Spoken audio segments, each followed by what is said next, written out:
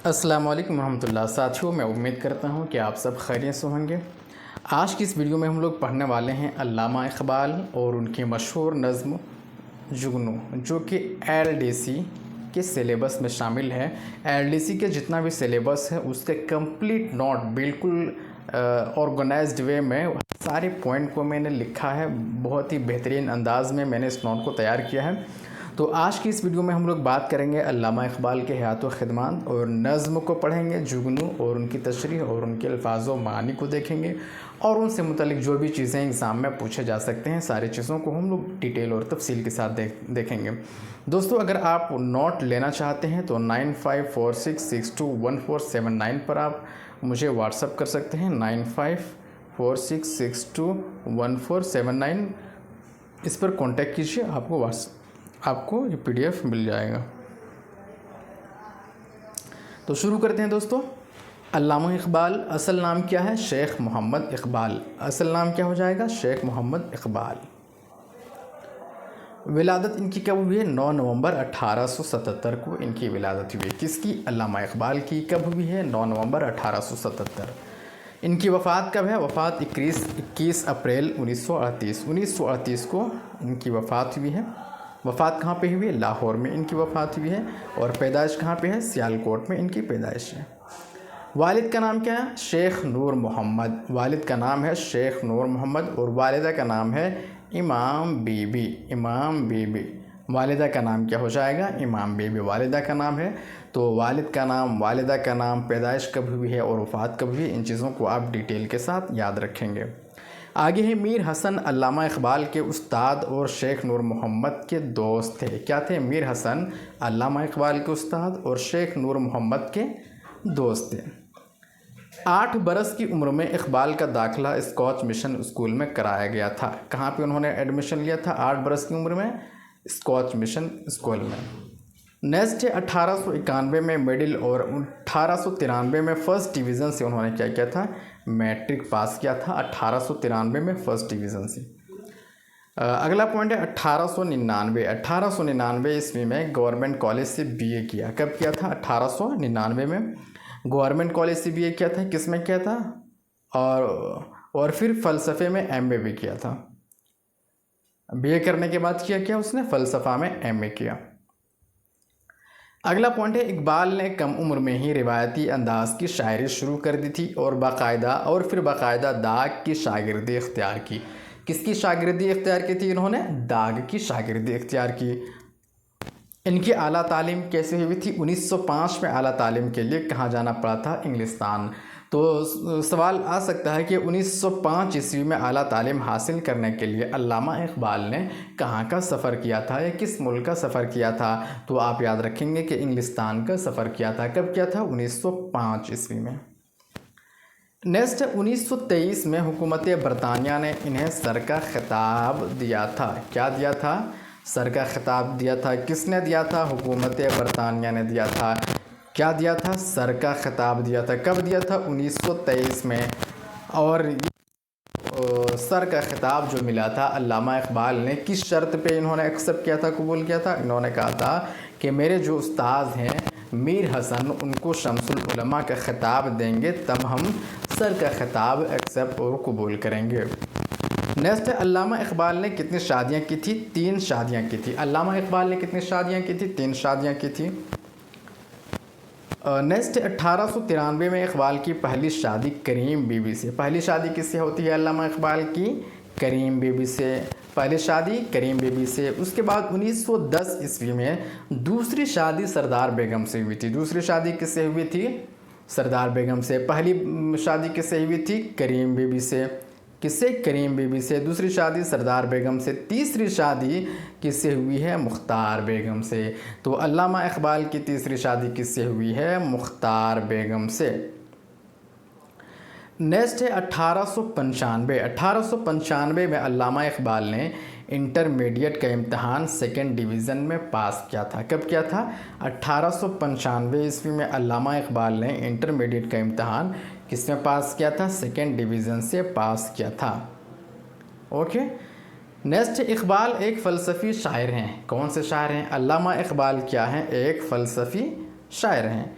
इन्होंने फ़लसफ़े खुदी का नज़रिया पेश किया। फ़लसफ़े खुदी का नज़रिया किसने पेश किया है? अल्लामा इक़बाल ने। अल्लामा इक़बाल ने कौन सा नज़रिया पेश किया है? खुदी का नज़रिया पेश किया है। अगला पॉइंट है, अल्लामा इक़बाल को दौरे जदीद का सूफ़ी भी समझा जाता है। क्या समझा जाता है? दौरे जदीद का सूफ़ी समझा जाता है। नेक्स्ट पॉइंट है, अल्लामा इक़बाल की शायरी में बुनियादी रुझान तसव्वुफ़ और इस्लाम की तरफ है। अल्लामा इक़बाल की शायरी में बुनियादी जो रुझान है वो क्या है? तसव्वुफ़ और इस्लाम की तरफ है। अल्लामा इक़बाल ने अंग्रेज़ी में क्या लिखा था? The reconstruction of religious thought in इस्लाम।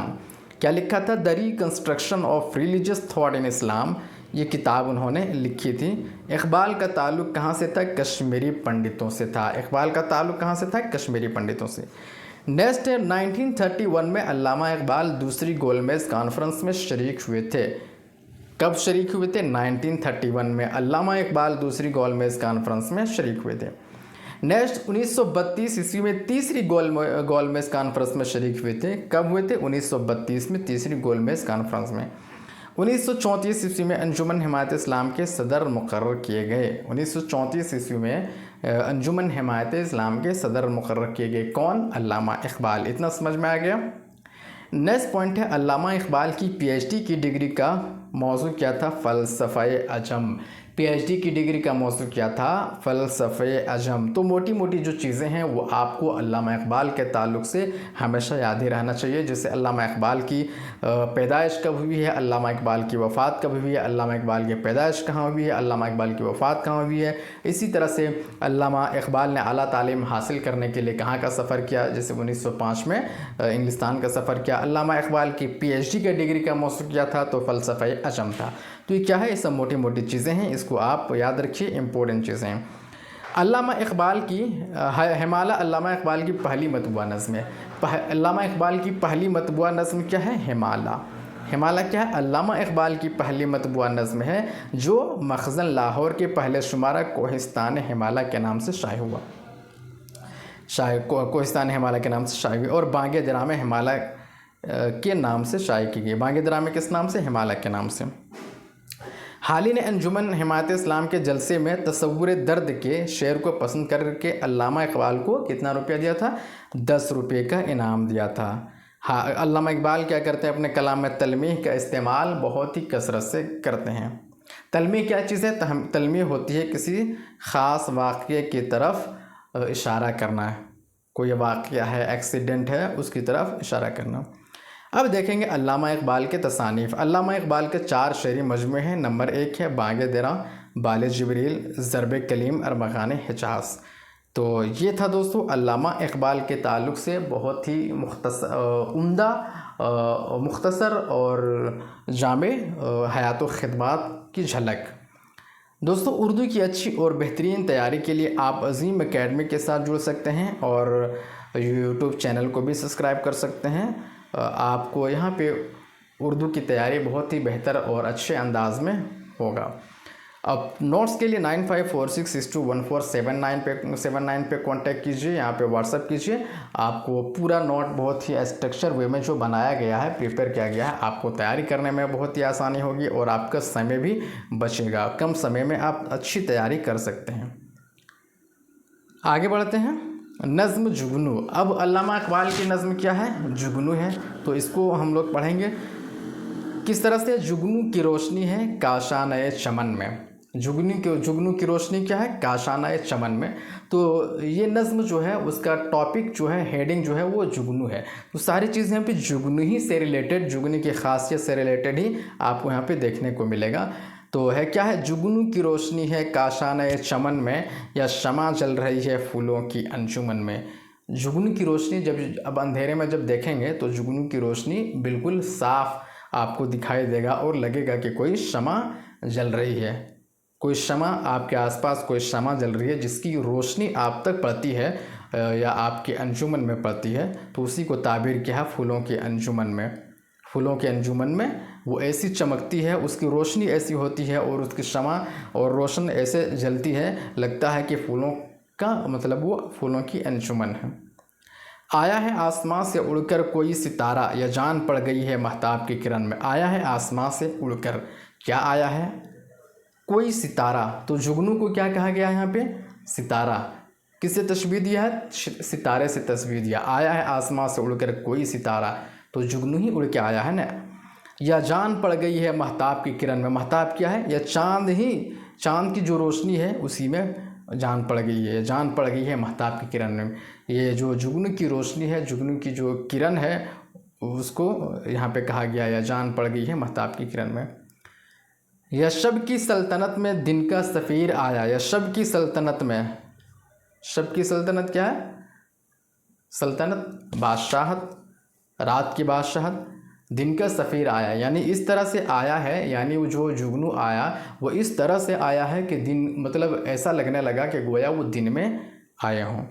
गुर्बत में आके चमका गुमनाम था वतन में, तो जब रोशनी ना हो, बिल्कुल गुमनाम हो, अंधेरा हो, तो हल्की सी रोशनी ही आदमी को बड़ा फ़ायदा पहुंचाता है। तो वही करें गुर्बत में, गुर्बत में यानी मुसाफिर, मुसाफिर को अंधेरे में थोड़ी सी रोशनी मिल जाए, थोड़ी सी शमा मिल जाए, रोशनी मिल जाए, किरण मिल जाए, वही बड़ी बात होती है उनके लिए। तो गुर्बत में आके चमका गुमनाम था वतन में, यानी वतन में जो था, जब आदमी कोई शहर पहुंचता है, गुमनाम होता है, अनजान जगह होती है, तो उसको कैसा एहसास होता है जब कोई किरण या रोशनी मिल जाती है या कोई आदमी मिल जाते हैं जान पहचान की तरह, उसके साथ फैमिलियर हो जाते हैं, तो बिल्कुल अच्छा लगने लगता है। तो वही कहना चाह रहे हैं।